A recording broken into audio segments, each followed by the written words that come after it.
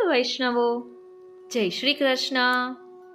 ક્યારેય એવું બન્યું છે કે રાત્રે આંખો બંધ કરી સૂઈએ અને સ્વપ્નમાં અચાનક વ્રજના દ્વાર ખુલી જાય અને ત્યાં શ્યામ સુંદર સ્વયં પધારીને આપણને રંગી જાય। હોળી તો દિવસે રમાય છે, પણ કોઈ ભાગ્યશાળી જીવની હોળી તો સ્વપ્નમાં પણ રમાતી હોય છે। એક સખી કહે છે, मैं तो सोय रही सपने में मोह पे रंग डारियो नंदलाल। मैं तो सोय रही सपने में मोह पे रंग डारियो नंदलाल। रंग डारियो नंदलाल मोह पे रंग डारियो नंदलाल। मैं तो सोय रही सपने में मोह पे रंग डार्यो नंदलाल। હું સૂતી હતી અને સ્વપ્નમાં પ્રભુએ આવીને પોતાના રંગે મને રંગી દીધી। વૈષ્ણવો, આ માત્ર રસિયા છે કે ભક્તિનો કોઈ ગુપ્ત અનુભવ? ચાલો આજે તેનું પુષ્ટિ માર્ગીય રહસ્ય સમજીએ અને આનંદ માણીએ। વાલા વૈષ્ણવો, જય શ્રી કૃષ્ણ। હું માં નાતુરી આપ સર્વે વૈષ્ણવોનું હોળી રસિયાના અલૌકિક સત્સંગમાં હાર્દિક સ્વાગત કરું છું। આપણે કંઈ પણ સાંભળતા હોઈએ તો અલગ જ અનુભૂતિ થઈ શકે તેનું ઉદાહરણ આપને આજે ખ્યાલ આવશે। પ્રિય વૈષ્ણવો, પ્રભુની લીલા બહુ અદ્ભુત છે। એમને માટે આપણું જાગવું કે ઊંઘવું એ કોઈ ફરક નથી। ફરક તો માત્ર આપણા ભાવનો છે। જ્યારે હૃદયમાં દિવસભર પ્રભુનું ચિંતન ચાલતું હોય, જ્યારે અંતરંગમાં એટલે કે આપણી અંતરાત્મામાં વિરહની હળવી આગ સળગતી હોય, ત્યારે કૃપાળુ પ્રભુ કહે કે આ જીવ તો મને યાદ કરે છે, ચાલો તેના પર કૃપા કરી આનંદનું દાન કરીએ। અને પછી સ્વપ્નમાં સૂક્ષ્મ માર્ગે પધારીને ભક્તના હૃદયમાં અનેરી લીલા કરે છે। એટલે જ કહ્યું ને, મેં તો સોય રહી સપને में मोह पे रंग डार्यो नंदलाल। सपने में श्याम मेरे घर आए, ग्वाल बाल कोई संग न लाए। पोढ़ पल कापे मेरे संग, टटोरन लागे मेरे अंग। दई पिचकारी भर रंग, पिचकारी के लगत ही मोह मन उठी तरंग। जैसे मिसरी कंद की घोट पीवाई दई भंग, घोट पीवाई दई भंग। गाल मेरे कर दिए लाल मलाल। मैं तो सोय रही सपने में मोह पे रंग डार्यो नंदलाल। વાલા વૈષ્ણવો, હવે ધ્યાન આપજો કે સ્વપ્નમાં શ્યામ મારી ઘરે પધાર્યા છે અને કહે છે કે પિચકારી કે લગત હી મોહ મન ઉઠી તરંગ। તો આ કઈ પિચકારી હતી? આ નેત્ર કટાક્ષની, કૃપા કટાક્ષની પિચકારી હતી કે પ્રભુએ નેત્ર કટાક્ષ કર્યા, કૃપા કરી અને મારા મનમાં તરંગો ઉઠી કૃપાના અનુભવની। જૈસે મિસરી કંદ કી ઘોટ પીવાય દઈ ભંગ। મિશ્રી જેવી મીઠી છે ને એવો કૃપાનો અનુભવ મને સ્વપ્નમાં થયો। એટલે કહે છે, सपने में मेरे खुले सपने में मेरे भाग, मेरी गई तपस्या जाग। मनाए रही हस हस फाग सुहाग। એટલે સ્વપ્નમાં એના ભાગ્ય ખુલી ગયા એવો અનુભવ થઈ રહ્યો છે। હવે અહીં આપણને પ્રશ્ન થાય કે શું સ્વપ્ન સાચા હોય? તો તેનો જવાબ પણ આજના સત્સંગમાં આપણે મેળવીશું, અને તે પણ પ્રમાણ સહિત. પહેલા આ પદનું ભાવદર્શન કરીએ તો તેમાં કહ્યું કે નંદલાલ આવ્યા અને રંગી ગયા. અહીં રંગ એ માત્ર ગુલાલનો નથી, આ તો કૃપાનો રંગ છે, પ્રેમનો રંગ છે, અંગ અંગમાં ભક્તિ ભરી દે એવો અંગ છે. એકવાર પ્રભુનો રંગ લાગી જાય ને પછી દુનિયાના બધા રંગ ફીકા પડી જાય. આપણે ઓલું ગાઈએ છીએ ને, હો રાજ મને લાગ્યો કસુંબીનો રંગ, હો રાજ મને લાગ્યો કસુંબીનો રંગ, જનનીના હૈયામાં પોઢંતા પોઢંતા પીધો કસુંબીનો રંગ, હો રાજે આજ પીધો કસુંબીનો રંગ. તો આપણે પણ ભક્તિના રંગે રંગાઈ જવું છે. આપણે ઓલું પણ ગાઈએ છીએ ને કીર્તન, તું રંગાઈ જાને રંગમાં, તું રંગાઈ જાને રંગમાં. તો આપણે કોના રંગમાં રંગાઈ જવું છે? આપણે શ્રીનાથજીના રંગે રંગાઈ જવું છે. એમના ચરણારવિંદમાં રજ બનીને ચોંટી જવું છે. એમના ચરણ સરોવરની મીન બનીને રહેવું છે. એટલે પ્રભુ જ્યાં પણ પધારે તો આપણને એમની લીલાઓનો અનુભવ થયા કરે. પ્રિય વૈષ્ણવો, ક્યારેક પ્રભુ સામે ચાલીને દર્શન આપે, ક્યારેક લીલાનો અનુભવ કરાવે, અને ક્યારેક સ્વપ્નમાં પણ સંકેત આપે. કારણ કે પ્રભુને માર્ગ શોધવો પડતો નથી. પ્રભુ તો ભાવને શોધે છે. જ્યાં ભાવ છે ત્યાં પ્રભુ પોતે પધારે છે, જાગૃતિમાં પણ અને સ્વપ્નમાં પણ. તો ચાલો હવે આપણે પ્રમાણ સહિત પહેલા જોઈએ કે શું ખરેખર સ્વપ્નમાં સાનુભવ થતો હોય તે સાચો હોય કે શું. સૌથી પહેલી વાત તો એ કે ક્યારેય પણ ભક્તિમાં શંકા કરવી નહીં. જ્યાં શંકા છે ત્યાં પ્રભુ નથી. તો ચાલો પહેલા થોડાક પ્રમાણ સાથે સ્વપ્નમાં સાનુભવનો આનંદ માણીએ કે શું સાચે જ સ્વપ્નમાં અનુભવ થતો હોય એ શું છે. અને આ બધા પ્રસંગો આપ જાણશો ને ત્યારે આપને પણ એમ થશે કે હા, સ્વપ્નમાં પણ પ્રભુ સાનુભવ જતાવે છે. અત્યારે પણ આપણી આજુબાજુ ઘણા એવા વૈષ્ણવો હોય છે કે જેમને સ્વપ્નમાં પ્રભુના દર્શન થતા હોય છે. નાથ દ્વારા જવાનું ઘણા વર્ષોથી તાલાવેલી હોય, જઈ શકાતું ના હોય તો દેહ ભલે ના પહોંચી શકે, પરંતુ સ્વપ્નમાં શ્રીજી બાબા કૃપા કરીને દર્શન આપે છે અને ભક્તના મનોરથ પૂર્ણ કરે છે. કારણ કે આપણા શ્રીનાથજી ભક્તોના મનોરથને પૂર્ણ કરનારા છે. આપણા શ્રી મહાપ્રભુજી ભક્તોની ઈચ્છા પૂર્ણ કરનારા છે. આપણા શ્રી યમુનાજી ભક્ત ઈચ્છા પૂર્ણ શ્રી યમને જો કરતા. શ્રી ગિરિરાજજી ભક્તાભિલાષા ચરિતાનુસારી. આમ બધા સ્વરૂપ ભક્તોના મનોરથ પૂર્ણ કરનારા છે. આપણે ક્યાં છીએ એ આપણે જોવાનું રહે. તો ચાલો હવે સ્વપ્નના સાનુભાવના પ્રસંગો વિશે થોડુંક સમજી લઈએ. સૌપ્રથમ શ્રી વલ્લભના ચરણારવિંદમાં વિનંતી ધરીએ કે અહીં જે ભાવ દર્શાવ્યો છે તેને અમે અમારા આત્મપટલ પર ધારણ કરી શકીએ એવી કૃપા કરો. તો ચાલો શ્રી વલ્લભના જયઘોષ સાથે સ્વપ્નના સાનુભાવના પ્રસંગમાં પ્રવેશ કરીએ. બોલો શ્રી વલ્લભાધીશ કી જય. પ્રિય વૈષ્ણવો, સામાન્ય રીતે સ્વપ્નને મનનું ભ્રમ માનવામાં આવે છે, પરંતુ ભક્તિ માર્ગમાં અને ખાસ કરીને પુષ્ટિ માર્ગમાં શ્રી ઠાકોરજી જ્યારે કોઈ જીવ પર અત્યંત કૃપા કરે છે ત્યારે તેને સ્વપ્નમાં દર્શન કે અનુભવ આપે છે.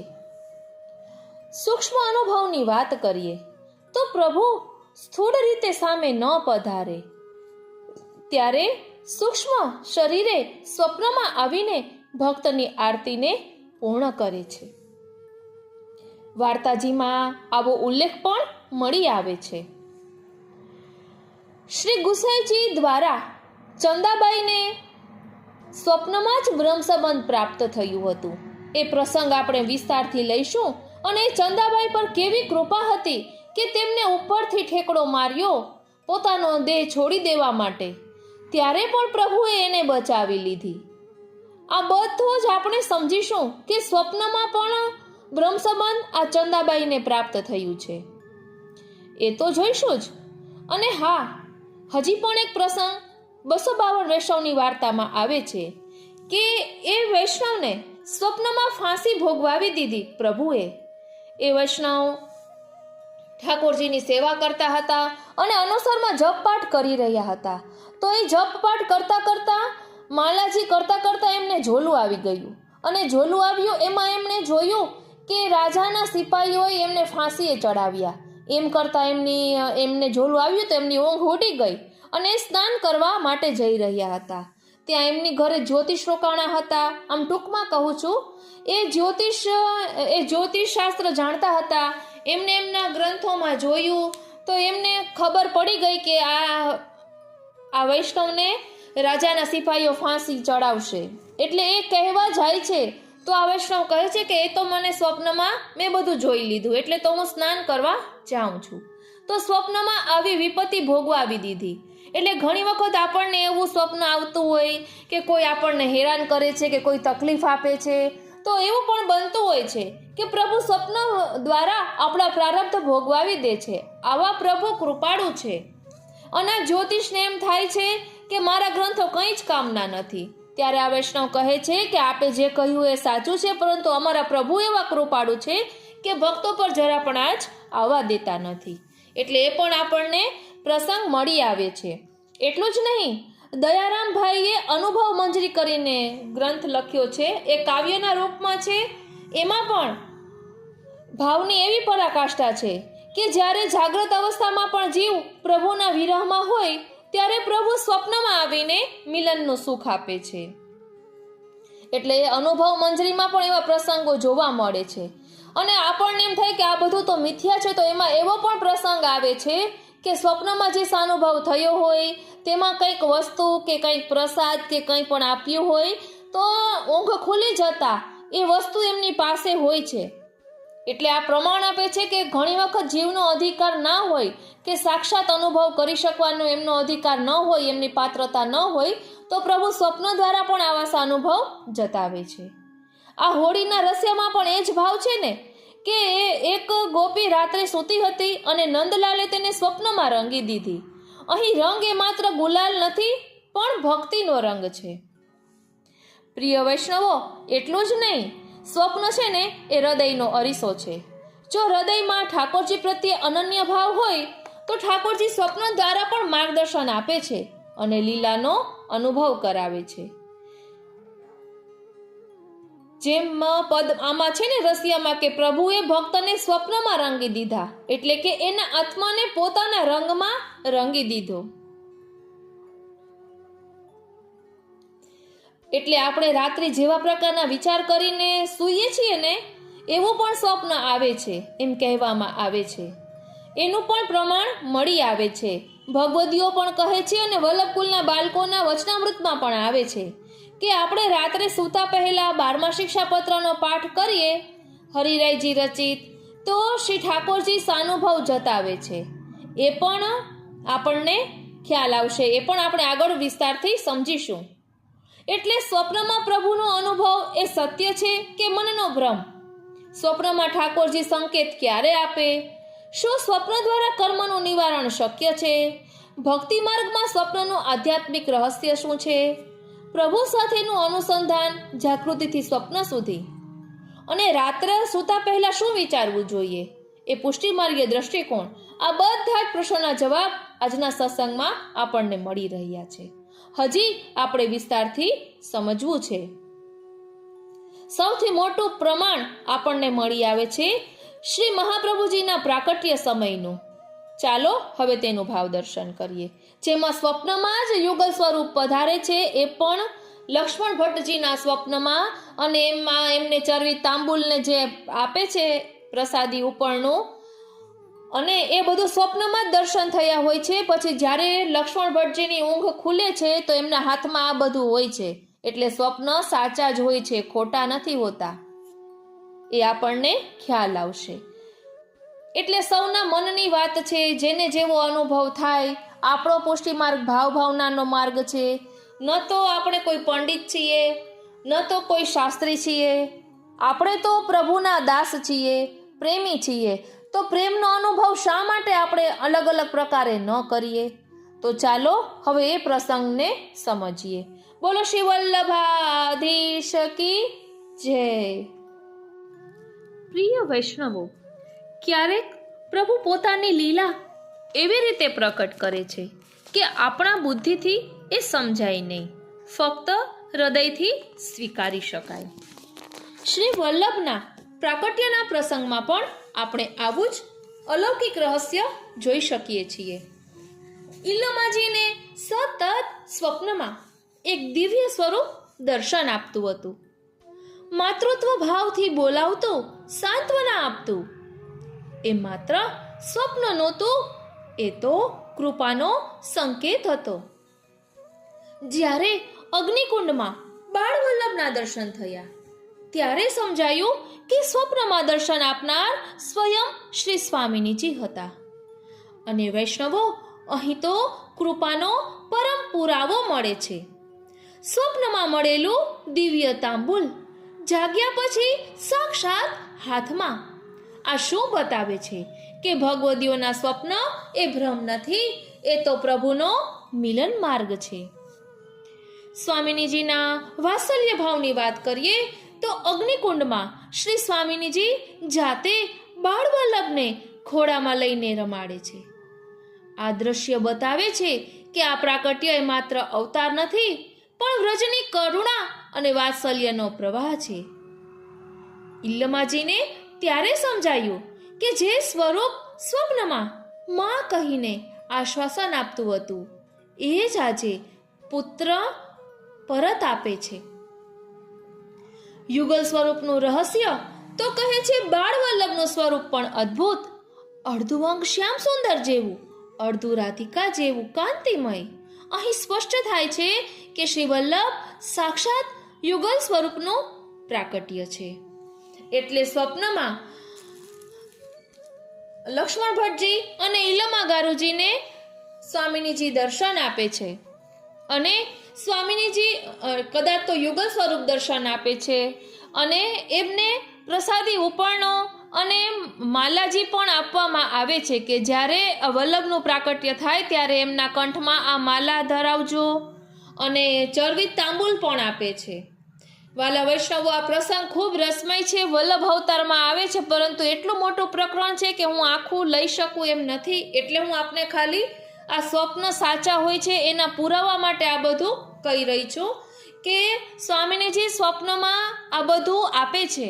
અને જ્યારે ઊંઘ ઉડે છે તો આ ઈલમા ગારુજી અને લક્ષ્મણ ભટ્ટજી પાસે આ ચરવિત તાંબુલ, પ્રસાદી ઉપરણો અને શ્રીનાથજી અને તુલસીની કંઠી આ બધું હોય છે. એટલે આ બધું શું બતાવે છે કે ઘણી વસ્તુનો અધિકાર આપણે સાક્ષાત પ્રકટ અનુભવ કરી શકવાનો ના હોય, તો પ્રભુ આ રીતે સ્વપ્નમાં પણ સાનુભવ જતાવે છે. એટલે આપને આ બધો ખ્યાલ હશે જ, પરંતુ અત્યારે આપણે એક નવા જ રૂપમાં સત્સંગ લઈ રહ્યા છીએ. તેમાં આ સ્વપ્ન દ્વારા પણ પ્રભુ સાનુભવ જતાવે છે, તે આપણે સમજી શકીએ છીએ. અને 12મા શિક્ષાપત્રની વાત કરી. એ 12મું શિક્ષાપત્ર દરરોજ રાત્રે સૂતા પહેલા કરવાથી ઠાકોરજી સાનુભવ જતાવે છે. એ પણ આપણે પાછળ એડ કરીશું. તે પહેલા હજી એક મેં આપને જે ચંદાબાઈનું કહ્યું હતું તેનો તો આખો પ્રસંગ ભાવસિંધુ ગ્રંથમાં છે, તે પણ હું પાછળ એડ કરીશ કે જેના કારણે ખ્યાલ આવે કે સ્વપ્નમાં પણ શ્રી ઠાકોરજી સાનુભવ જતાવે છે. માટે ક્યારેય કોઈ પણ પ્રકારની શંકા કરવી નહીં. બોલો શ્રી વલ્લભાધીશ કી જય. શિક્ષાપત્ર 12મું.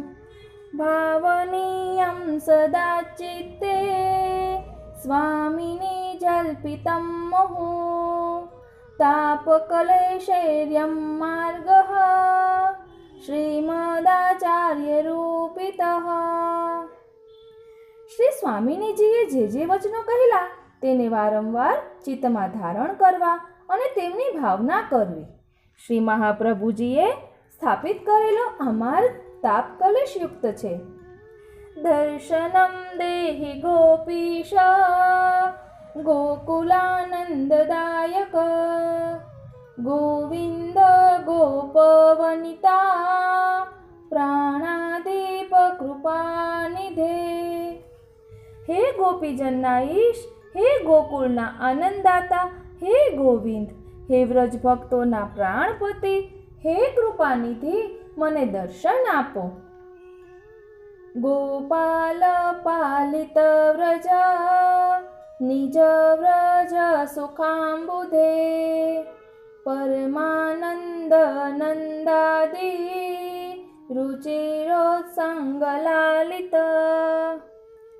હે ગોપાલ, હે વ્રજના પાલક, હે વ્રજ ભક્તોના સુખ રાશિ, હે પરમાનંદ, હે નંદ આદિની હુંફાળી ગોદમાં ખેલનારા, મને દર્શન આપો. સદાનંદ નિજાનંદ સમુદાય પ્રદાયક દામોદર દયાદ્રાદ્ર દીનાનાથ દયાપર. હે સદાનંદ, હે ભક્તજનોના આનંદન, હે દામોદર, હે દયાદ્ર, હે દીનાનાથ, હે દયાપર, મને દર્શન આપો. પુરુષોત્તમ સર્વાંગ રુચિર પ્રેમ પૂરિત અનંગ રૂપ પરમ પ્રિય ગોપવધૂપતે. હે પુરુષોત્તમ, હે સર્વાંગ સુંદર, હે પ્રેમ સભર, હે કામદેવનાય કામદેવ, હે પ્રિય, હે ગોપવધુઓના સ્વામી, મને દર્શન આપો. વ્રજાવલંબ સુકટે લંબ કેશ કલાનિધે વિરહાતી હરસ્વીય મનોહરણ તત્પર. હે વ્રજના આલંબન રૂપ સુંદર કટીવાળા, હે લાંબા કેશવાળા,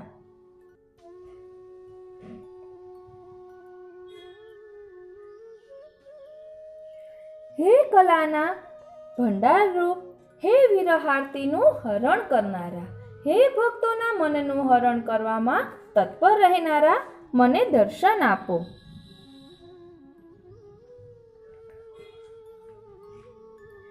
મનોવિનોદ ભાવાબ્ધે ભાવવત હૃદય સ્થિત ચંચલીકૃત ચિત્ત સ્વભાવાંદોલિત રૂપદ્રુપ. હે મનને વિનોદ આપનારા, ભાવના સમુદ્ર રૂપ, હે ભાવવાળા હૃદયમાં સ્થિર કરનારા, હે ભક્તોના ચિત્તને ચંચળ કરનારા, પોતાના ભક્તોના ભાવથી આંદોલિત થઈ તેને અનુસાર રૂપ ધારણ કરનારા પ્રભુ, મને દર્શન આપો. મહામુગ્ધ સદા દુગ્ધ પાન તત્પર માનસ નવનીતા લિપ્ત મુખ પયો બિંદુ યુતાધર. હે મહામુગ્ધ, દૂધનું પાન કરવામાં સદાય જેનું મન ઉત્સુક છે એવા, જેમનું મુખ માખણથી ખરડાયેલું છે એવા, દૂધના ટીપા ચોટેલા છે એવા મુખવાળા પ્રભુ, મને દર્શન આપો. અલકાવૃત વદના મદનાધિક સુંદર કપોલ વિલસદ્રાગ કસ્તુરી તિલકાંચિત. વાળથી જેમનું મુખ આચ્છાદિત છે, કામદેવથી પણ જે વધુ સુંદર છે, જેમના ગાલ રંગાયેલા છે અને કસ્તુરીના તિલકથી જેમનું લલાટ શોભી રહ્યું છે એવા હે પ્રભુ, મને દર્શન આપો. સિંજનું પુર શોભાઢ્ય નખભૂષણ ભૂષિત સઘોષ સૂક્ષ્મ સુકટી વિલસત ક્ષુદ્ર ઘંટિક. નુપુરના રણકારથી શોભતા, નખના ભૂષણથી ભૂષિત, નાની સી કટી ઉપર ઝીણી ઝીણી ઘૂઘરીઓના વિલાસથી વિલસી રહેલા સુંદર શ્યામ, મને દર્શન આપો. રાજદ્રુદય વૈયાગ્ર નખભૂષણ ભૂષિત, કંજલોચન લોલાક્ષ વિશાલાક્ષ વિલક્ષણ. સુંદર વાઘ નખના ભૂષણથી શણગારાયેલા, ચપળ કમળ લોચનવાળા, વિશાળ નેત્રોથી વિલક્ષણ પ્રભુ, મને દર્શન આપો. દિનેક શરણ સ્વીય સર્વ સામર્થ્ય સંયુત, વ્રજરાજ સુત સ્વીય જનની કંઠભૂષણ. હે દિનજનોના એકમાત્ર શરણરૂપ, સર્વ સામર્થ્યથી સર્વશક્તિમાન નંદનંદન, માતા યશોદાના કંઠના આભરણરૂપ પ્રભુ, મને દર્શન આપો. હા કૃષ્ણ હા સદાનંદ, હા વૃંદાવન ભૂષણ, હા નંદારાજ તનય, હા યશોદાંક ખેલના, હા ગોપિકેશ હા નાથ, હા ગોકુલ પુરંદર, હા હા વ્રજ જનાર્તિઘ્ન, હા હા નિસાધનાધિપ, હા હા નંદાદિ સર્વસ્વ, હા હા નંગન વાંકુર, હા નિરાલંબનાલંબ, હા હા ધલકુટી પ્રિય. હા કૃષ્ણ હા સદાનંદ, હા વૃંદાવન ભૂષણ, હા નંદરાજ તનુ, હા યશોદોત્સંગ લાલિત, હા ગોપીગેશ, હા નાથ, હા ગોકુલેન્દ્ર દેવ, હા હા વ્રજ જનાર્તિ હર, હા હા નિસાધનનાથ, હા હા નંદાદિ સર્વસ્વ, હા હા કામદેવ નવાંકુર, હા હા અનાલંબ નાલંબ, હા હા આંધળાની લાકડી રૂપ, મને દર્શન આપો. એવં વિધાની સતતમ જલ્પિતાની મુહોર્મુહુઃ, અવગત્ય ચ ભાવેન ભાવનિયાન્યહર્નિશમ. શ્રી સ્વામિનીજી આવી રીતે હંમેશા જલ્પના કરે છે. આપણે પણ તેમના ભાવને જાણી અહર્નિશ એવી જ ભાવના કરવી.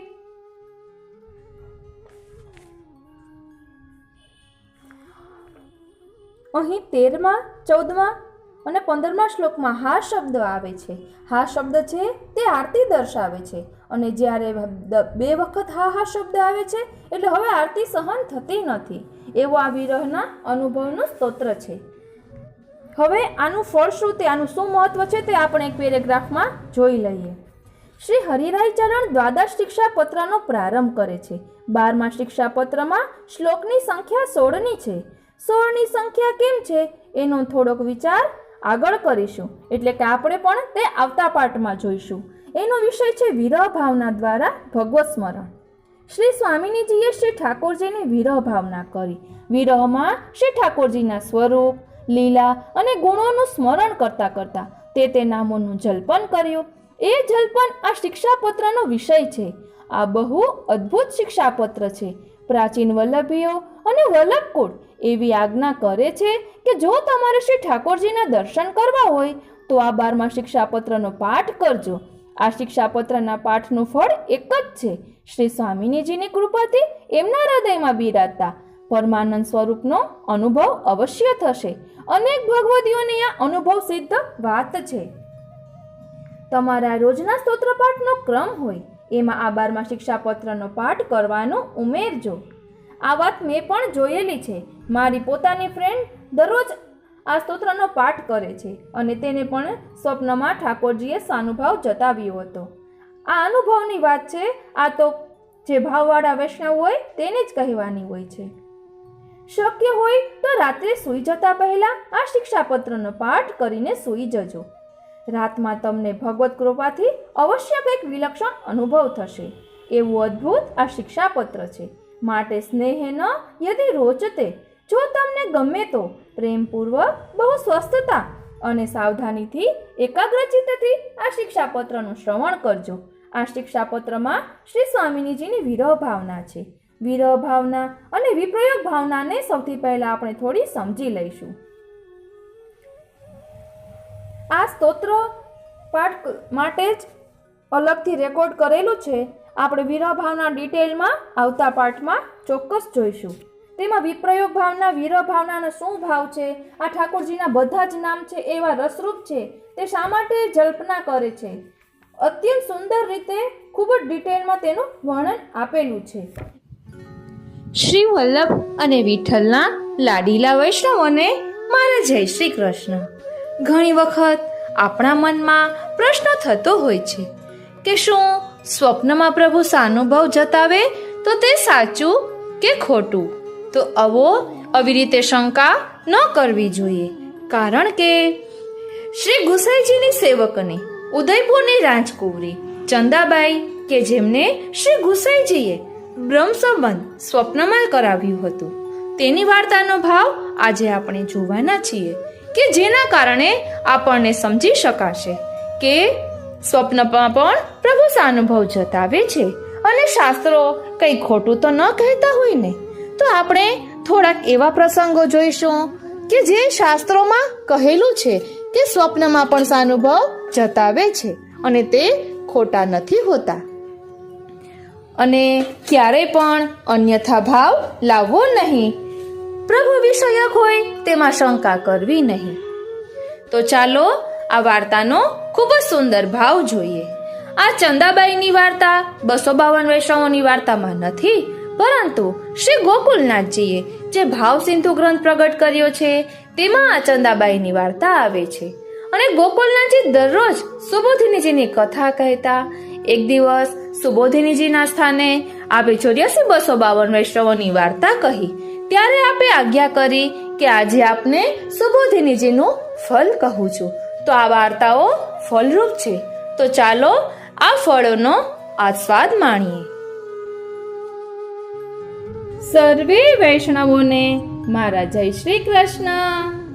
સર્વે વૈષ્ણવોને મારા જય શ્રી કૃષ્ણ. આજે આપણે ભાવસિંધુમાં ઉદયપુરની રાજકુંવરી ચંદાબાઈની વાર્તાનું રસદર્શન કરીશું, જે અજબપુરીબાઈના નણંદ છે. તો ચાલો આપણે એમની વાર્તાનું રસદર્શન કરીએ. ચંદાબાઈ ઉદયપુરની રાજકુંવરીનું નામ હતું ચંદાબાઈ. નામ એવું જ રૂપ અને એવા જ ગુણ. ઉદયપુરની રાજરાણી અજબકુંવરની તે નણંદ થાય. ભાભીના સંગથી કૃષ્ણ ભક્તિમાં વિશેષ રુચિ થઈ.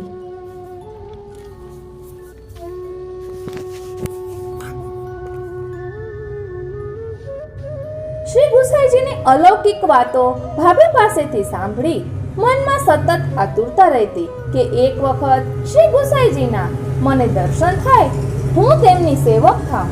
દિવસે દિવસે તેમની આતુરતા વધતી જતી હતી. એક રાતે તેમને અતિશય તાપ ક્લેશ થયો. પાછલી રાતે માંડ આંખ મીચાઈ.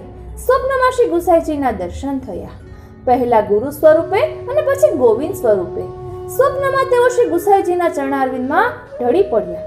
તેમણે હાથ જોડી વિનંતી કરી, મહારાજ, હું અબળા છું. મારા પગમાં કુળ મર્યાદાની બેડીઓ પડેલી છે.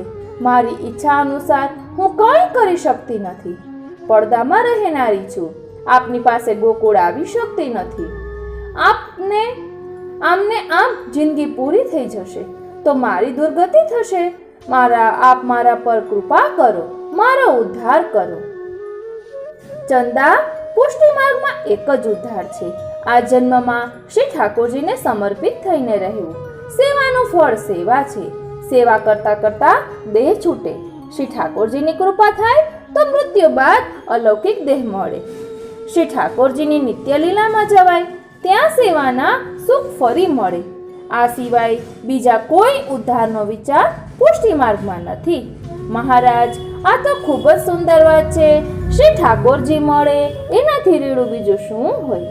મારા ભાભી અજબ કુંવર પર આપે કૃપા કરી છે. સાક્ષાત શ્રીજી બાવાનો એમને રોજનો અનુભવ છે. મારા ઉપર પણ આપ એવી કૃપા કરો. શ્રી ગુસાઈજીએ સ્વપ્નમાં જ ચંદાબાઈને બ્રહ્મસંબંધ કરાવ્યો અને આજ્ઞા કરી, તું નિશ્ચિંત બની જા, તને બ્રહ્મસંબંધ થઈ ગયા છે.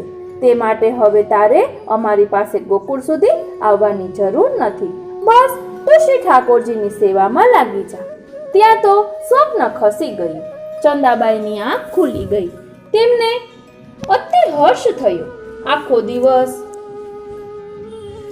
વિચારતા રહ્યા કે શ્રી ગુસાઈજીએ આજ્ઞા તો કરી કે શ્રી ઠાકોરજીની સેવામાં સમર્પિત જીવન જીવ, પરંતુ મેં શ્રી ઠાકોરજીના દર્શન કર્યા નથી. મારી પાસે શ્રી ઠાકોરજીનું સ્વરૂપ પણ નથી. સેવાની રીત પ્રીત મને આવડતી નથી. હું કેવી રીતે સેવા કરું? જવાબમાં ચંદાબાઈની બુદ્ધિએ કહ્યું, ભલે તે ઠાકોરજીના દર્શન નથી કર્યા, સ્વપ્નમાં શ્રી ગુસાઈજીના દર્શન તો તને થયા જ છે. ગુરુ અને ગોવિંદ બંને સ્વરૂપે થયા છે. ગુરુ સ્વરૂપે એમણે તને બ્રહ્મ સંબંધ કરાવ્યો, ગોવિંદ સ્વરૂપે એમણે તારા બ્રહ્મ સંબંધનો સ્વીકાર કર્યો, તારા તુલસીદળ અંગીકાર કર્યા.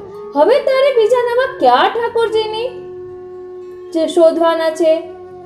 તારામાં ચિત્ર દોરવાની કલા અને શક્તિ ભરપૂર છે. તે જેવા દર્શન કર્યા છે એવું સુંદર ચિત્ર બનાવી દે. બસ એ તારા ઠાકોરજી. એમની સેવા કર. શ્રી ઠાકોરજીનું સુખ થાય એવી સર્વ બાબત પ્રેમથી કરવી. બધું શ્રી ઠાકોરજીને સમર્પિત કરી તેમના પ્રસાદ રૂપે લેવું, એ પ્રેમ લક્ષણા ભક્તિ છે.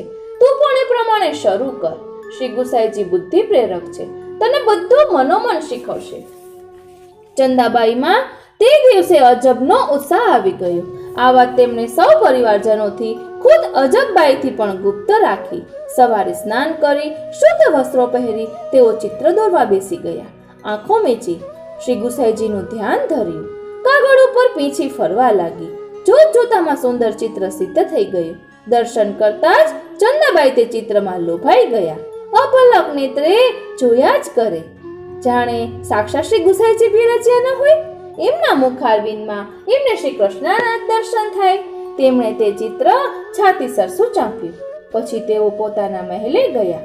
પિતાને વિનંતી કરી, પિતાજી, શ્રી ભાગવતજીમાં કહ્યું છે કે માણસે બાળપણથી ગોવિંદના ગુણ ગાવા, ગોવિંદની ભક્તિ કરવી. જિંદગી ક્ષણભંગુર છે. રાગ ભોગમાં સમય વેડફી દેવો નહીં. તમે સૌ પણ કૃષ્ણ ભક્તિમાં લાગેલા રહો છો. મને ડર લાગે છે કે રાજમહેલના ભોગ વૈભવમાં જો હું ખરડાઈ જઈશ તો પછી મને ભક્તિ કરવાનું મન નહીં થાય. મારી ઈચ્છા છે કે હું પણ કૃષ્ણ ભક્તિમાં લાગી જાઉં. તમારી મદદની જરૂર છે. રાણાએ કહ્યું, કહે દીકરી, શી મદદ તારે જોઈએ? પિતાજી, મારા મહેલમાં એક સુંદર મંદિર બને, તેમાં મારા પ્રભુને હું પધરાવું, તેમની સેવા કરું. બાકી તો બધું તમારી મહેરબાનીથી છે. મદદ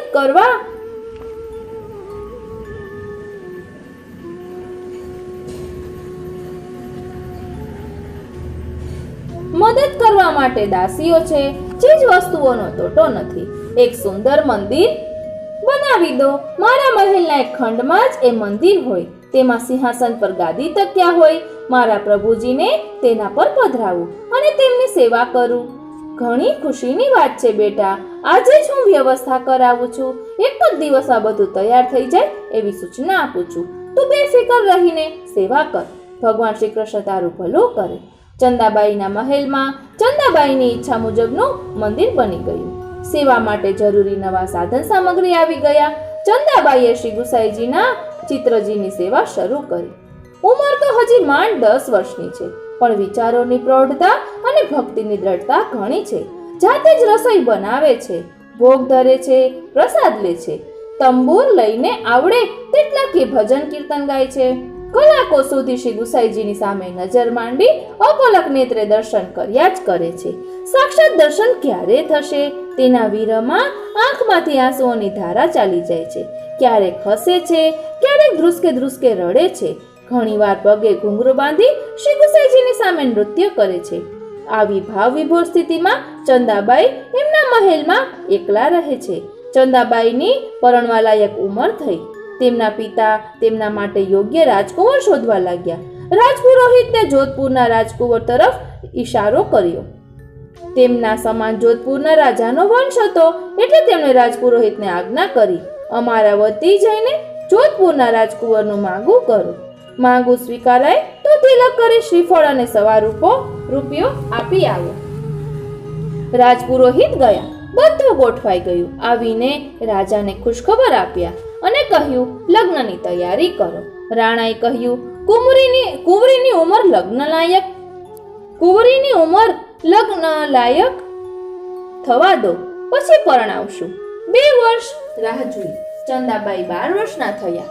એમનું લગ્ન લેવાનું મુહૂર્ત કઢાવ્યું. ઉદયપુરમાં ચંદાબાઈના લગ્નની તૈયારીઓ થવા લાગી. લગ્નના થોડા દિવસ પહેલા જ ઉદયપુરના મહારાણાને જાણ થઈ કે ચંદાબાઈના થનાર પતિ જોધપુરના રાણા સંસ્કારી નથી, ધર્મ માર્ગે ચાલનારા નથી, અનેક વ્યસનો અને અપલક્ષણોથી ઘેરાયેલા છે. આવા માણસ સાથે તેમની દીકરીને કોઈ રીતે સુખ શાંતિ મળશે નહીં. ઉદયપુરના રાણા ચિંતામાં પડ્યા. એક બાજુ કુટુંબની આબરૂની સવાલ હતો. આજ સુધી સિસોદિયા વંશમાં ક્યારેય થયેલા વિવાહ ફોક થયા ન હતા. વળી જોધપુરનું રાજ્ય બળવાન રાજ્ય હતું. આ વિવાહ ફોક કરે તો જોધપુરના રાણા વેરની વસૂલાત કર્યા વિના જપે નહીં. મુસલમાન લશ્કર સાથે તો સતત લડવાનું હતું જ, એમાં બીજો દુશ્મન ઊભો થાય. બીજી બાજુ જાણી જોઈને દીકરીને દુઃખમાં નાખવાનું બને. દુઃખ સહન ન કરી શકે તો રાજકુંવરી જીવન ટૂંકાવી પણ દે. રાણાને સમજણ નહોતી પડતી કે શું કરવું અને શું ન કરવું. પિતાના મુખ પરની ચિંતાની રેખાઓ ચંદાબાઈથી છાની ન રહી. એક દિવસ એમણે પૂછ્યું, પિતાજી, આપ બહુ ચિંતામાં દેખાવ છો. મારા કારણે કોઈ ચિંતા છે? હોય તો કહી દો, જરા પણ અચકાશો નહીં. શ્રી ઠાકોરજી બધું સારું કરશે, એમના પર વિશ્વાસ રાખીને કહો. ચંદાબાઈએ કહ્યું, પિતાજી, તમે ચિંતા છોડી દો. દરેક માણસ એનું ભાગ્ય લખાવીને આવે છે. પૂર્વજન્મના ઋણાનુબંધ હોય એમ જ થાય છે. મારા ભાગ્યમાં જોધપુરના રાણા સાથે જેટલો સમય રહેવાનું લખ્યું હશે એમાં હું કે તમે મિથ્યા કરી શકીએ તેમ નથી. શ્રી ઠાકોરજીનો ભરોસો રાખો. શ્રી ઠાકોરજી જે કંઈ કરશે તે આપણા હિતનું જ કરશે. શ્રી ઠાકોરજી પોતાના ભક્તનું અહિત ક્યારે પણ કરતા નથી. એટલે તમે સર્વ ચિંતા અને ઉદાસીનતા ખંખેરી નાખો. લગ્નની તૈયારીમાં પડો. કોઈને અણસાર આવવા દેશો નહીં. દીકરીના આવા બહાદુરી ભર્યા વચન સાંભળી રાણાને ધીરજ બંધાઈ. તેમણે તૈયારીઓ જોરશોરથી આરંભી દીધી. લગ્નનો દિવસ આવ્યો. જોધપુરથી જાન આવી. ચંદાબાઈના લગ્ન થયા. પિતાએ ભારે હૈયે જાનને વડાવી મનોમન શ્રી ઠાકોરજીને પ્રાર્થના કરી, હે પ્રભુ, અમે તમારા શરણે છીએ, અમારી લાજ રાખજો. ચંદાબાઈ જોધપુર ગયા. તેમની ઈચ્છા અનુસાર ઊંચી ટેકરી પર આવેલ એક મહેલ તેમના નિવાસ માટે તૈયાર કરાયો. તેમાં ચંદાબાઈ રહ્યા. પિતાએ દાયજામાં ઘણી સંપત્તિ આપી હતી. સાથે 4 દાસીઓ પણ આપી હતી. ચંદાબાઈએ ત્યાં તેમની સેવા પધરાવી. દાસીઓની સહાયથી એકાંતમાં સેવા કરવા લાગ્યા. મહેલ એટલી ઊંચાઈ પર હતો કે કોઈ ધાંધલ ધમાલ એમને નડે નહીં. જોધપુરના રાણાએ જ્યોતિષીઓને બોલાવ્યા. નવા રાણી સાથેના પ્રથમ સમાગમ માટેનું મુહૂર્ત કઢાવ્યું. પોતાના મંત્રીને આજ્ઞા કરી, આવતીકાલનું મુહૂર્ત છે, તે માટેની તૈયારી કરો. જરૂરી સર્વ સાધન સામગ્રી, વસ્ત્ર આભૂષણ સોનાના થાળમાં સાજી રેશમી વસ્ત્રોમાં વીંટી તમે રૂબરૂ જઈને રાણીને સોંપો. મુહૂર્તના સમયની પણ તેમને જાણ કરો. અમારા સ્વાગત માટે તૈયાર રહેવાની પણ તેમને સૂચના આપો. મંત્રીએ તે પ્રમાણે કર્યું.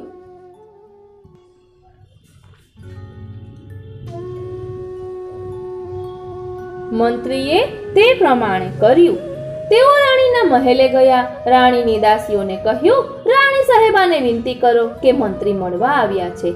રાણાજીનો ખાસ સંદેશો લઈને આવ્યા છે. દાસીએ સમાચાર આપતા ચંદાબાઈ આવ્યા. વચ્ચે આછો પડદો હતો. પડદાની એક બાજુ ચંદાબાઈ ગાદી તકે બેઠા હતા, બીજી બાજુ મંત્રી ઊભા હતા. રેશમી વસ્ત્રમાં વીંટેલા મોટા થાળ સાથે માણસો ઊભા હતા. મંત્રીએ પ્રણામ કરી રાજાનો સંદેશો આપ્યો. ચંદાબાઈએ કહ્યું, મંત્રીજી, તમે જે સાધન સામગ્રી લાવ્યા છો એમાં એવું શું છે જેની દુર્ગંધ મને અહીં સુધી આવી રહી છે? રાણીજી, એ મદિરા છે. રાજવી પરિવારનો રિવાજ છે. જુઓ મંત્રીજી, મને મદિરાની ભારે નફરત છે. મારા મહેલમાં એ અપવિત્ર વસ્તુ દેખાશે નહીં કે તેનો કોઈથી ઉપયોગ પણ થશે નહીં. માટે તે પાછી લઈ જાઓ. હમણાં ને હમણાં જ એ વસ્તુ મહેલમાંથી બહાર મોકલાવી દો. રાણીજી, તમે આવી આજ્ઞા કરો છો, પણ રાણાજીને તે વિના ચાલતું નથી. આ વાત તેઓ સાંભળશે તો ભારે ગુસ્સે થશે. તમે મુશ્કેલીમાં મુકાશો, માટે મારી સલાહ માનો તો તમે ચૂપ રહો. મંત્રીજી, મને ધમકી આપો છો? હું પણ વીર મહારાણાની પુત્રી છું. વીરતા મારા લોહીમાં છે. હું અધર્મ ચલાવી લઈશ નહીં. જે થવાનું હોય તે થાય, મને પરવા નથી. મંત્રી ચૂપચાપ ચાલ્યા ગયા. મદિરા પાછી લઈ ગયા. મરચું મીઠું ભભરાવીને જોધપુરના રાણાને વાત કરી. રાણા ધુઆપુઆ થઈ ગયા. ક્રોધથી આંખો લાલ થઈ ગઈ. શરીર ધ્રુજવા લાગ્યું. મ્યાનમાંથી તલવાર ખેંચી પગમાં મોજડીઓ પણ પહેરવાનું યાદ ન રહ્યું. ખુલ્લા પગે ખુલ્લી તલવારે ક્રોધથી ધ્રુજતા રાણા ચંદાબાઈના મહેલે આવ્યા. દાસીઓએ ચંદાબાઈને સમાચાર પહોંચાડ્યા. ચંદાબાઈ સામે આવ્યા. શાંત નિશ્ચળ બની ઊભા રહ્યા. ક્રોધથી લાલગુમ થયેલા રાણાએ ન કહેવાના શબ્દો કહ્યા. જવાબમાં ચંદાબાઈએ એટલું જ કહ્યું, તમારી હરકતોને હું હરગીઝ તાબે થઈ શકું નહીં. આ મહેલમાં શ્રી ઠાકોરજી બિરાજે છે, ત્યાં કંઈ અપવિત્રતા ચાલશે નહીં. છતાં તમને તમારી મનમાની કરવી હોય તો તમે મારા શબ્દ સાથે કરી શકશો. હું જાણું છું કે હું અબળા છું. ચારે બાજુ તમારા સૈનિકો મહેલને ઘેરીને ઊભા હશે. તમારા હાથમાં ખુલ્લી તલવાર પણ છે. તમે ક્રોધમાં છો, એટલે શું કરવું અને શું ન કરવું એનો તમને અત્યારે વિવેક પણ નહીં હોય. ન કરવાનું તમે કરી બેસો. તમારા હાથે મરવાનું હું હરગીઝ પસંદ ન કરું. મારું શરીર તમારે ચૂથવું છે એ તમને જરૂર મળશે. એમ કહી ચંદાબાઈ પીઠ ફેરવી દોડ્યા. મહેલની અગાશીની સીડીના પગથિયા ઝડપથી ચડ્યા. એક સાથે 3 પગથિયા ઠેકતા અગાશીમાં પહોંચી ગયા. પાછળ રાણા પણ ખુલ્લી તલવારે દોડ્યા. અગાશીમાં જઈ ચંદાબાઈએ એક પળનો પણ વિલંબ કર્યા વિના કઠેડા પર ચડી જઈ એટલી ઊંચાઈથી ભૂમિ પર પડતું મૂક્યું. રાણા ડઘાઈને જોઈ રહ્યા. શ્રી ઠાકોરજી પોતાના ભક્તોનો વાળ વાંકો કરતા નથી. ચંદાબાઈનો વાળ વાંકો ન થાય માટે એક અદ્ભુત લીલા શ્રી ઠાકોરજીએ કરી. તે જ વખતે પુષ્કળ પવન છૂટ્યો. ઘેરદાર ઘાઘરો પહેરેલ ચંદાબાઈના ઘાઘરામાં પવન એટલો ભરાયો કે તે ફૂલીને પંખીની પાંખ જેવો થઈ ગયો. આકાશમાં ઉડતું પંખી પાંખો હલાવતું ધીમે ધીમે જમીન તરફ ઉતરે તેમ ચંદાબાઈ જમીન તરફ ધીમે ધીમે સરકતા રહ્યા.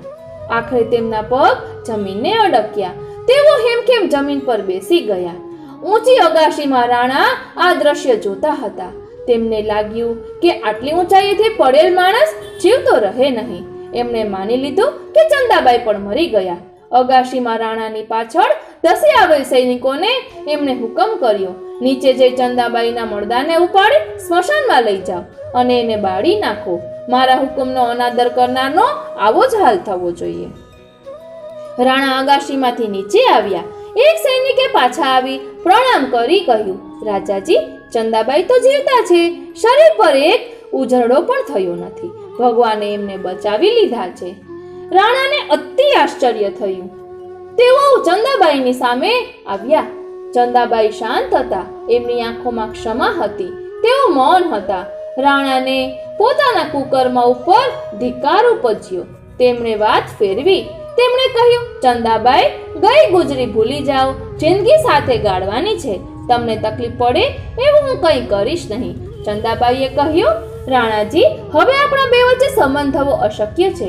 તમે પણ ગઈ ગુજરી ભૂલી જાઓ. મારા માટે મારા ઠાકોરજીને ઘણો શ્રમ થયો છે. એના નિમિત્ત તમે છો. એટલે હવે હું તમારા મહેલમાં એક ક્ષણ પણ રહેવા માંગતી નથી. તમારું પાણી અને અન્ન મને હરામ છે. હું હમણાં જ મારી દાસીઓની સાથે મારા ઠાકોરજીને પધરાવી તમારો મહેલ છોડી ચાલી જાઉં છું. રાણાએ સમજાવવાનો ઘણો પ્રયત્ન કર્યો, પરંતુ ચંદાબાઈ એકના બે ન થયા. રાણો થાકીને પાછો ગયો. ચંદાબાઈએ દાસીઓની મદદથી શ્રી ઠાકોરજીને ઝાંપીજીમાં પધરાવી રાજમહેલ છોડી દીધો. જોધપુર શહેર બહાર એક બગીચામાં જઈને તેમણે મુકામ કર્યો. પોતાના પિતાએ પોતાના રક્ષણ માટે મોકલેલા માણસો પૈકી એક માણસ સાથે વિતક કથા જણાવતો પત્ર લખી ઉદયપુર મોકલ્યો. તેમાં લખ્યું કે હવે મારે નથી જોધપુરમાં રહેવું કે નથી ઉદયપુરમાં રહેવું. શેષ જીવન હું ગોકુળમાં વિતાવવા ઈચ્છું છું. ગંગાબાઈનો પત્ર વાંચી તેમના પિતાએ જવાબ મોકલ્યો, તારા પર પ્રભુની કૃપા છે. પ્રભુની પ્રેરણાથી તું જે પગલું ભરી રહી છે તેમાં મારી સંમતિ છે. આપણા કુળની મર્યાદા અને કીર્તિને તે ઉન્નત રાખી છે. તારા લગ્ન વખતે તને પહેરામણીમાં મેં જે ગામ આપ્યા હતા તેનાથી બમણા ગામ આજે તારા માટે જુદા કાઢી રાખ્યા છે. તને ગોકુલ પહોંચાડવાની બધી તૈયારી કરું છું. તું સુખી થા, એ જ મારા આશીર્વાદ છે. એક બાજુ ચંદાબાઈના પિયરીમાં ચંદાબાઈને ઉદયપુર આવી બાકીનું જીવન ઉદયપુરમાં જીવવા સમજાવતા હતા. બીજી બાજુ જોધપુરના રાણા ગઈ ગુજરી ભૂલી જવા સમજાવતા હતા. મક્કમતાથી ચંદાબાઈએ કોઈ નિવાસ સ્વીકારી નહીં. તેઓ જોધપુર છોડી ગોકુળ તરફ વિદાય થયા. ઉદયપુરથી મળવા આવેલા સગા સંબંધી ઉદયપુર પાછા ગયા. ગોકુળમાં શ્રી ગુસાઈજી બિરાજતા હતા. ચંદાબાઈ તેમના દર્શને ગયા. બે હાથ જોડીને ઊભા રહ્યા. શ્રી ગુસાઈજીએ હસીને પૂછ્યું, આવો ચંદાબાઈ, તમે આવ્યા? હા મહારાજ, આવી તો ખરી. આ દેહ પર ઘણી ઘાતો આવી, પણ આપની કૃપાથી કુશળ મંગળ છું. આપના ચરણારવિંદના પ્રતાપે આપના ચરણારવિંદ સુધી પહોંચી છું. ચંદાબાઈ ગદગદ થઈ ગયા. શ્રી ગુસાઈજીએ તેમના બંને ચરણારવિંદ દંડવત કરી રહેલા ચંદાબાઈના મસ્તક પર ધર્યા. ચંદાબાઈની દાસીઓ ચંદાબાઈના બે હાથ પકડી ચંદાબાઈને બેઠા કરવા લાગ્યા. ચંદાબાઈ સ્વસ્થ થયા. તેમણે શ્રી ગુસાઈજીને વિનંતી કરી, મહારાજ, સંસારના સર્વ સંબંધો અને સુખો છોડીને હું આપના ચરણારવિંદમાં આવી છું. આશા આજ્ઞા આપો તો કાયમ માટે ગોકુલવાસ કરવો છે. ચંદાબાઈ, ખુશીથી ગોકુલવાસ કરો.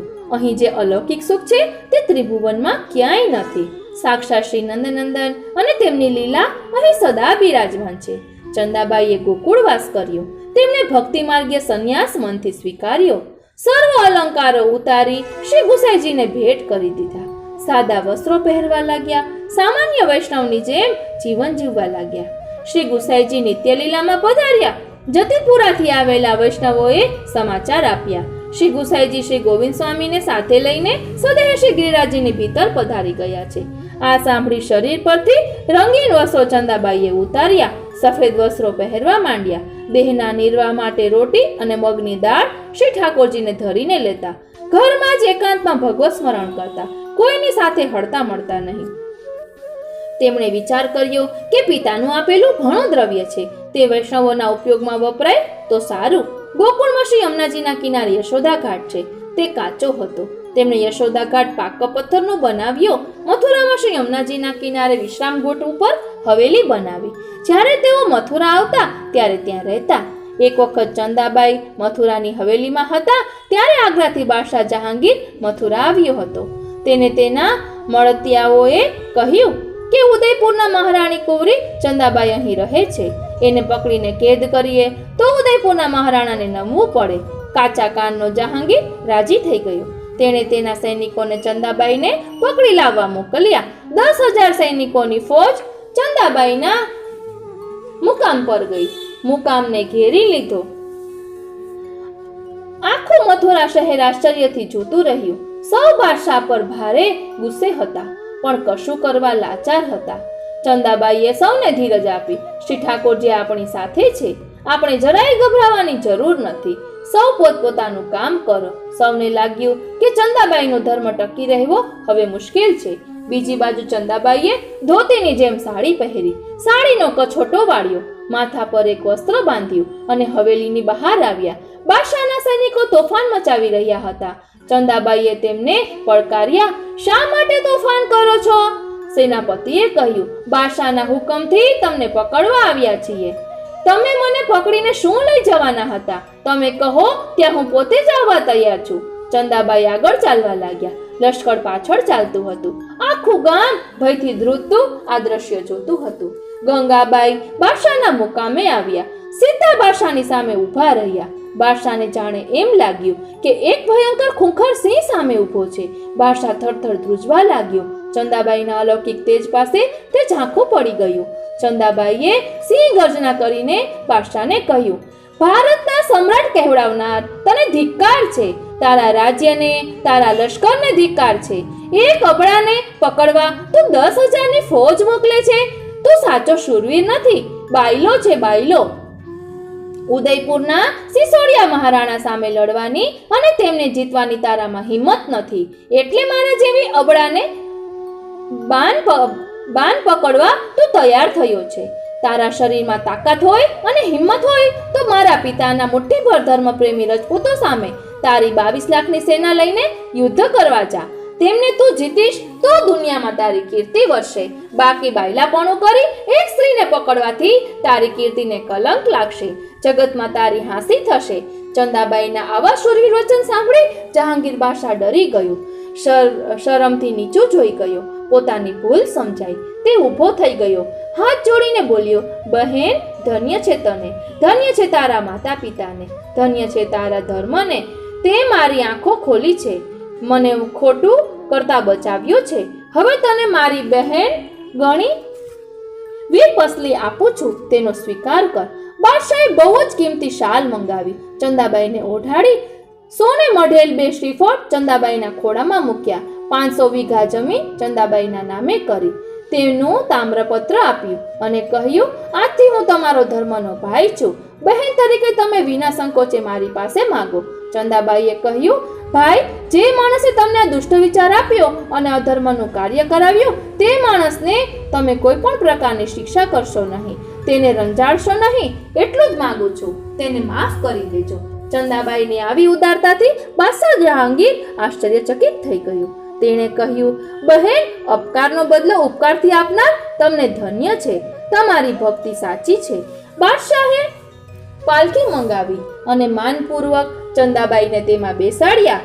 જાતે ચંદાબાઈને તેમની હવેલી સુધી પહોંચાડવા ગયો.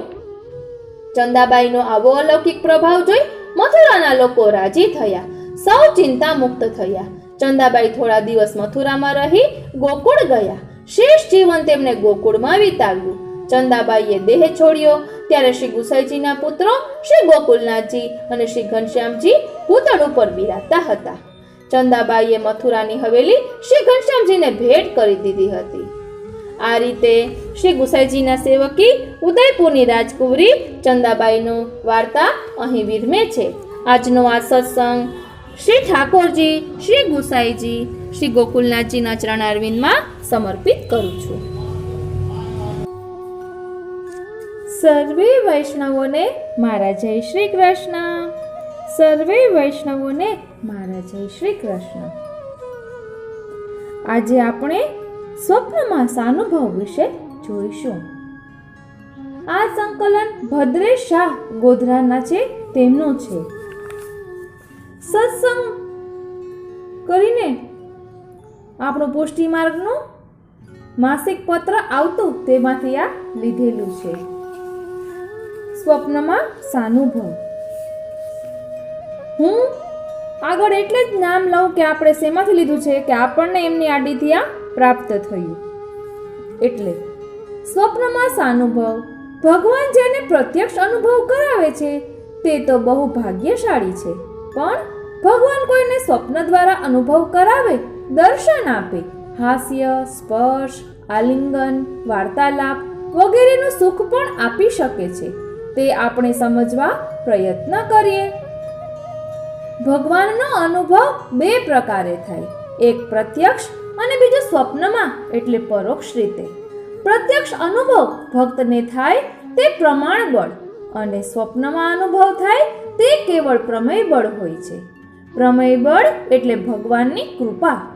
શ્રી પ્રભુ નિજેચ્છાથી જ સ્વપ્નમાં પધારી દર્શન આનંદનો અનુભવ આપી સુખ આપે છે. સ્વપ્નમાં વિના સાધન બળે શ્રી પ્રભુ અનુભવ કરાવે છે, જે મહત ભગવત કૃપા સમજવી. હવે આપણે ઉદાહરણ જોઈએ.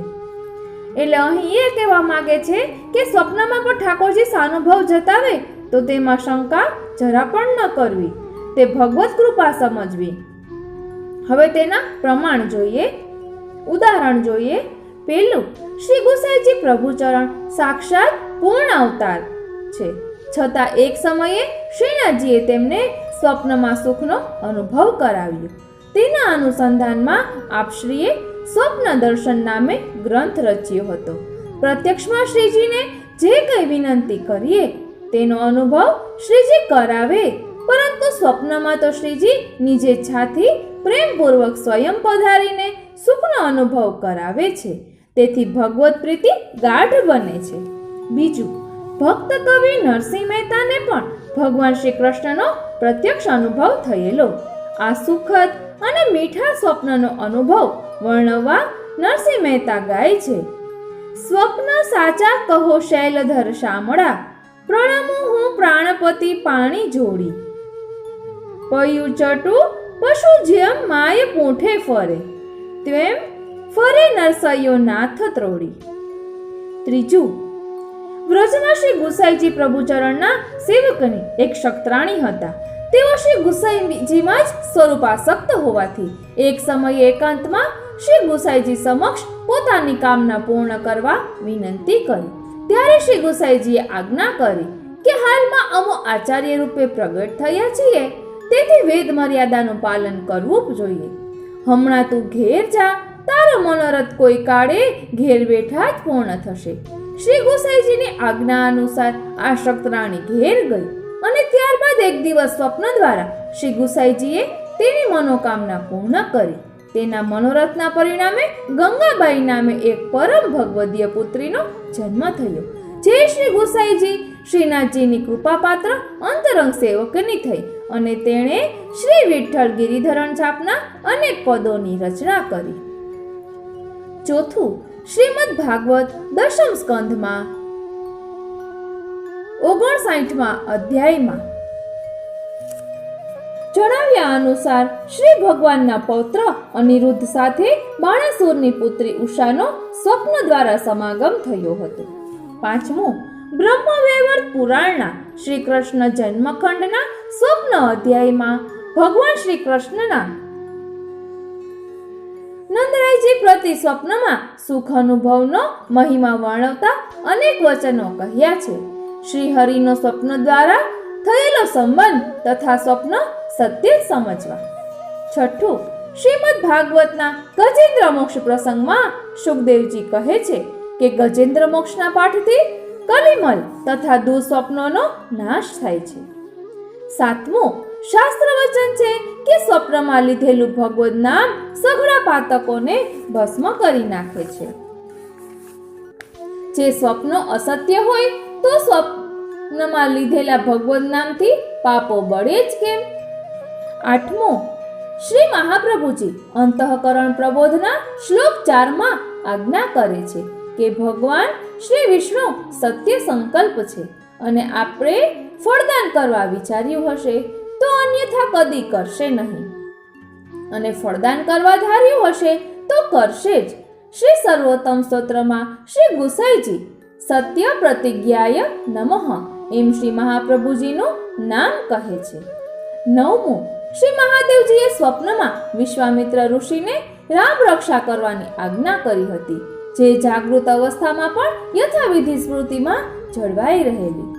દસમું, રાજા હરિશ્ચંદ્રે સ્વપ્નમાં વિશ્વામિત્ર ઋષિને રાજ્ય આપવાનો સંકલ્પ કર્યો હતો.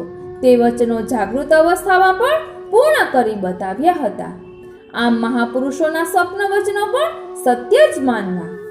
11મો, શ્રી ભગવાને વેદવ્યાસજીને સમાધિમાં ચતુશ્લોકી ભાગવત ચડાવ્યું અને તે ઉપરથી વેદવ્યાસજીએ શ્રીમદ ભાગવતની રચના કરી હતી. 12મું, જ્યાં સુધી શ્રી હરિના ભક્તો આ સંસારમાં છે ત્યાં સુધી શ્રી હરિ દિવ્ય ચક્ષુ આપી સ્વાનુભવ કરાવતા નથી. કદાચિત પ્રત્યક્ષ દર્શન આપે તો અલૌકિક સ્વરૂપની અવધારણા કરવા જીવમાં સામર્થ્ય પણ નથી. વળી સંસારમાં રહેલો જીવ સ્વ અનુભવની વાતો સર્વત્ર કહેતો ફરે અને આમ જીવનું અનિષ્ટ પણ થવા સંભવ છે. વળી શ્રી પ્રભુને ભક્તો પ્રિય છે ને ભક્તોને મળવા શ્રી ભગવાન સદા તત્પર રહે છે, પરંતુ ભક્તો નિજ ઈચ્છાથી ક્યારેક સ્વાનુભવ ગોપ્ય રાખે છે. જેવી રીતે લોખંડની પેટીમાં વસ્ત્ર લપેટીને પારસમણી મૂક્યો હોય તો મૂકનાર વ્યક્તિ તો જાણે છે કે આ પારસમણીના સ્પર્શથી લોખંડની પેટી સુવર્ણમય બને તેમ છે, પરંતુ જગતના લોકોને ખબર પડી જાય તો આ પારસમણી લૂંટાઈ જાય. માટે વસ્ત્રમાં લપેટી રાખીને તેના સુખનો આનંદ માણે. 13મું, ભક્ત બોડાણાની સ્ત્રી ગંગાબાઈને પ્રભુએ સ્વપ્નમાં આજ્ઞા કરી કે તારી સવા વાલની સોનાની વાડીથી અમે કાલે તોડાઈશું, ને બીજે દિવસે તોલાયા પણ ખરા. 14મું, શ્રી મહાપ્રભુજીના પિતૃચરણ. શ્રી લક્ષ્મણ ભટ્ટજીને સ્વપ્નમાં શ્રી ઠાકોરજીએ પ્રસાદી ઉપરણો, તુલસીજીની કંઠી, કેળી, બાળબુટી, ગૌમુખી અને માલાજી શ્રી મહાપ્રભુજીને અંગીકાર કરાવવા માટે આપ્યા હતા, જે જાગ્યા ત્યારે લક્ષ્મણ ભટ્ટજીને પ્રત્યક્ષ પ્રાપ્ત થયા. 15મું, પુરાણમય ક્ષત્રિયને શ્રી ગિરિરાજજી ઉપર નૂતન મંદિર સિદ્ધ કરવાની આજ્ઞા સાક્ષાત શ્રી ગોવર્ધનનાથજીએ સ્વપ્નમાં કરી હતી. તદનુસાર પુરાણમલે શ્રીનાથજીનું મંદિર સિદ્ધ કરાવ્યું હતું. આમ સ્વપ્નમાં થયેલી આજ્ઞા અને જાગૃત અવસ્થામાં થયેલ પ્રત્યક્ષ અનુભવમાં કોઈ ભેદ નથી. 16મું, શ્રી મહાપ્રભુજીના સેવક રામાનંદ પંડિત તેમણે વાણીથી કરેલા વૈષ્ણવોના અપરાધના કારણે શ્રી મહાપ્રભુજીએ તેમનો ત્યાગ કર્યો. આમ છતાં શ્રીનાથજીએ તેમનો અંગીકાર કર્યો છે. 17મું, શ્રી ગુસાઈજીના એક સેવકને થયેલી શૂળીની સજા સ્વપ્ન દ્વારા પૂર્ણ કરી તેના પ્રારબ્ધ ક્ષણમાં નિવૃત્ત કરી દીધા. માટે સ્વપ્ન દ્વારા પણ શ્રી હરિની સાનુભવતા સદા સત્ય જ હોય છે, એમાં સંશય રાખવો નહીં. આ રીતે અહીં કહેવાનો આશય એ છે કે ઠાકોરજી સ્વપ્નમાં સાનુભવ જતાવે તો તેમાં જરા પણ શંકા કરવી નહીં. પ્રભુનો આભાર માનવો કે પ્રભુએ આ રીતે આપણને સાનુભવ જતાવ્યું. જો આપને આ ગમ્યું હોય તો બીજા વૈષ્ણવોને શેર કરશો. જય શ્રી કૃષ્ણ.